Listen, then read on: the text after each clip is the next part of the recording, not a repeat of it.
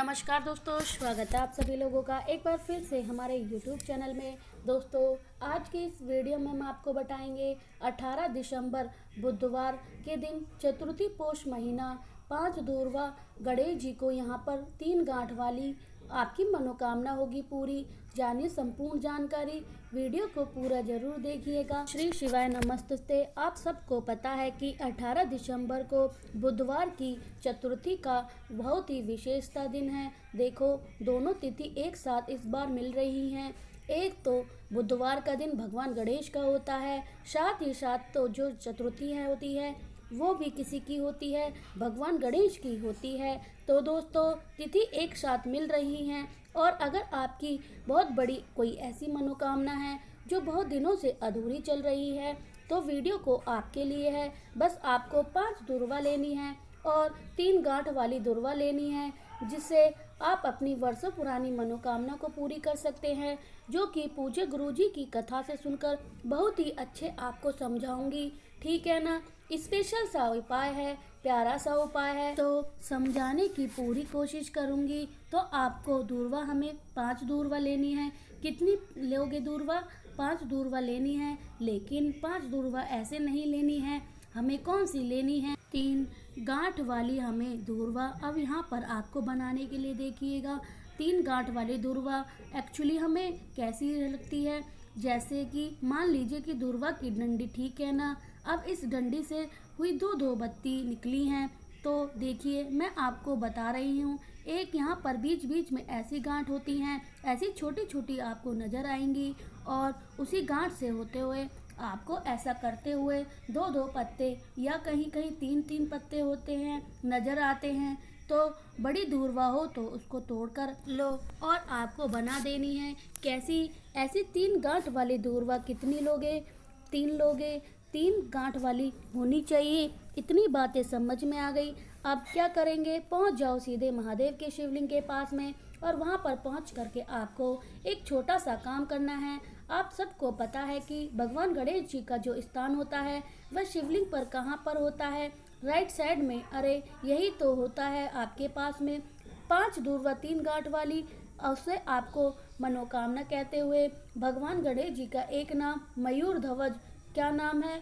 मयूर ध्वज, उस नाम से आपको भगवान गणेश के स्थान पर आपको समर्पित करना है। और समर्पित करने के बाद में एक लोटा जल तांबे के लोटे से अब यहाँ पर एक महादेव के शिवलिंग के ऊपर चढ़ाओगे।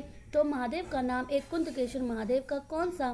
कुंदकेश्वर महादेव के नाम से अगर आप समर्पित कर देते हैं तो और आपकी मनोकामना कहेंगे तो वह सारी विशेष पूरी होगी, जिसके लिए बहुत ज़्यादा परेशान हो। ठीक है, ध्यान रखिएगा। जब आप 5 दूरवा भगवान गणेश के स्थान पर चढ़ाओगे तो मयूर ध्वज का स्मरण करेंगे, लेकिन वहीं जब महादेव के शिवलिंग के ऊपर चढ़ाओगे तो कुंदकेश्वर महादेव का नाम ध्यान करके हुए जरूर करना है। ठीक है ना। करके देखिएगा, आपकी जो भी मनोकामना होगी, आपकी जो भी विशेष होगी, वह इच्छा आपकी जरूर पूरी होगी। ठीक है ना। चलिए अब हम लोग आगे बढ़ते हैं इस वीडियो के हम अपने दूसरे उपाय की तरफ। और यह जो उपाय लोग आपको किसके लिए करना है? अपनी विशेष, अपनी मनोकामना बहुत ही जल्दी पूरा करने के लिए। ठीक है ना। जैसे यहाँ पर सभी दूरवा आपको लेनी है, लेकिन मनोकामना कैसे? कुछ लोग कहते हैं हमारी कैसी मनोकामना पूरी हो सकती है। देखो, अगर आपको धन की प्राप्ति चाहिए तो आप भी कर सकते हैं, व्यापार नहीं चल रहा तो भी कर सकते हैं, इच्छा पूरी नहीं हो रही वो भी कर सकते हैं, शादी नहीं हो रही तो वो भी कर सकते हैं। कहने का मतलब है कि किसी भी प्रकार की इच्छा का उपाय कर सकते हैं। इसके लिए आपको फिर से लेना होगा इस तरीके से दूरवा। अब जो दूरवा हमें लेनी है वह गांठ वाली दूरवा लेनी है। मेरी बात समझ में आ गई? कैसी? गांठ वाली यहाँ पर आपको पोटली लेनी है। 1/4 4 पोटली यहाँ पर आपको लेनी है। इस प्रकार से पोटली बनानी है। पोटली कितनी बनाओगे? कम से कम 11 पोटली बनानी है और हर एक दूरवा की पोटली में 21 दूरवा होनी चाहिए। ध्यान रखिएगा, यहाँ पर जरूरी नहीं कि 3 पोटली वाली दूरवा ही नहीं, आपके पास कोई भी दूरवा हरी हो वाली दूरवा भी ले सकते हैं, सफ़ेद वाले दूरवा भी ले सकते हैं। बस कुल मिलाकर 21 दूरवा एक आपको पोटली में रखनी है होगी। ठीक है ना। पोटली कहने का मतलब कि दूरवा इस तरीके से आपको 21 दूरवा कम से कम 11 बंडल बना लेने हैं और 11 बंडल को आप में किसी धागे का मतलब लाल धागे से अच्छी तरीके से क्या करोगे, आपस में जोड़ देना है। और जोड़ देने के बाद पहुंच जाओ कहाँ पर, भगवान गणेश के पास में।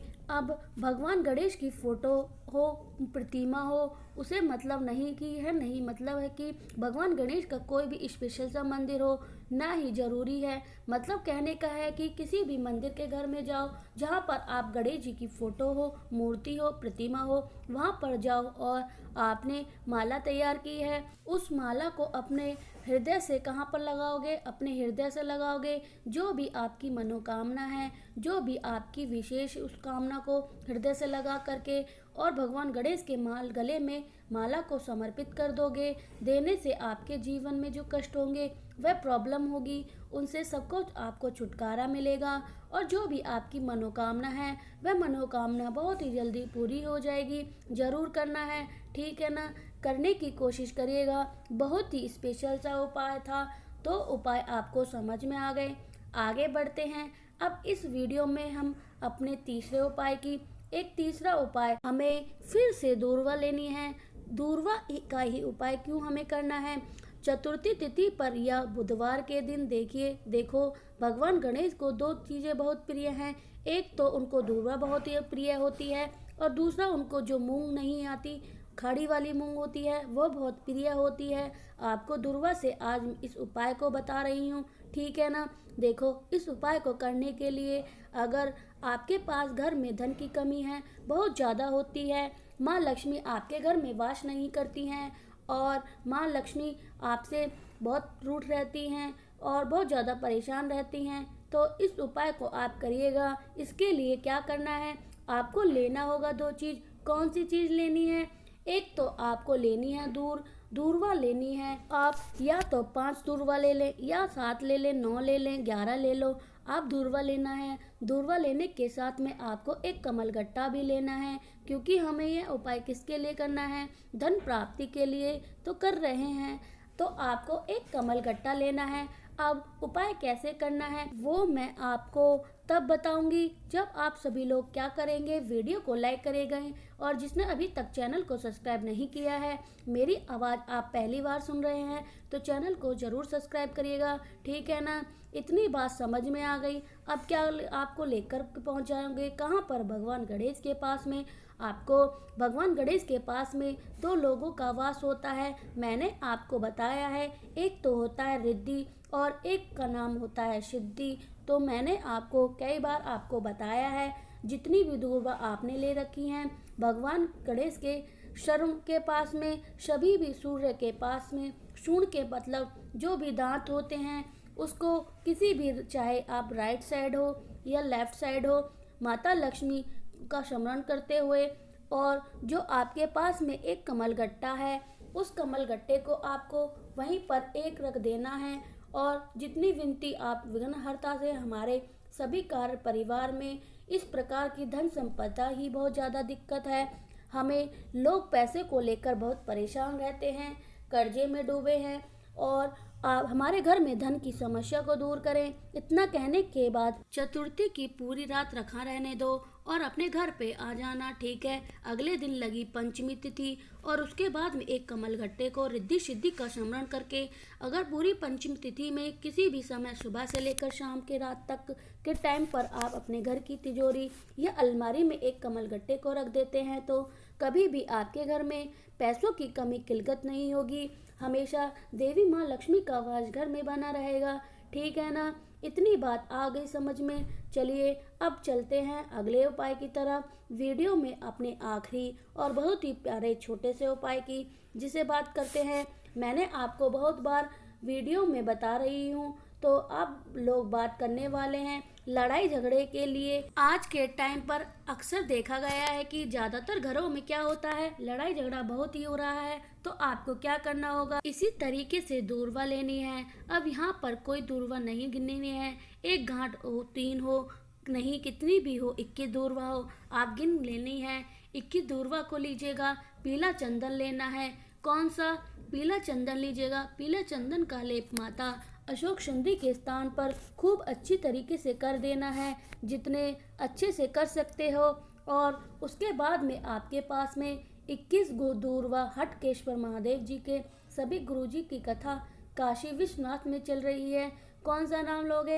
हटकेश्वर महादेव महापुराण की कथा में है, तो उस हटकेश्वर महादेव के नाम से 21 दूरवा वहाँ पर समर्पित करके और 1 लोटा जल चढ़ा दीजिएगा। आपके घर में लड़ाई झगड़े होते हैं, कलेश होते हैं, उसकी कामना करेंगे और सारी समस्या आपके घर से दूर हो जाएगी। बस जब जल चढ़ा रहे हो तो यही जल आप होते हुए नीचे गिरेगा। इस जल को रोक लेना है। रुके हुए जल में क्या करोगे? 21 दूरवा डाल करके देना है और उसे ले करके फिर कहाँ पर जाओगे? अपने घर पर, और अपने घर के प्रत्येक जहाँ पर कुंदकेश्वर महादेव के नाम से उस जल को छिड़काव मात्र कर देंगे, तो कभी भी आपके घर में लड़ाई झगड़ा नहीं होगा और हमेशा हमेशा भगवान गणेश की कृपा आपके घर के ऊपर बनी रहेगी। मैंने कोशिश की बहुत अच्छी समझाने की। अगर आपको कुछ समझ में नहीं आया तो कमेंट सेक्शन में पूछ सकते हो। अभी तक चैनल को सब्सक्राइब नहीं किया है तो चैनल को सब्सक्राइब करिएगा, बेल आइकन को जरूर दबाइएगा। हर हर महादेव। ओम नमः शिवाय। श्री शिवाय नमस्तुते।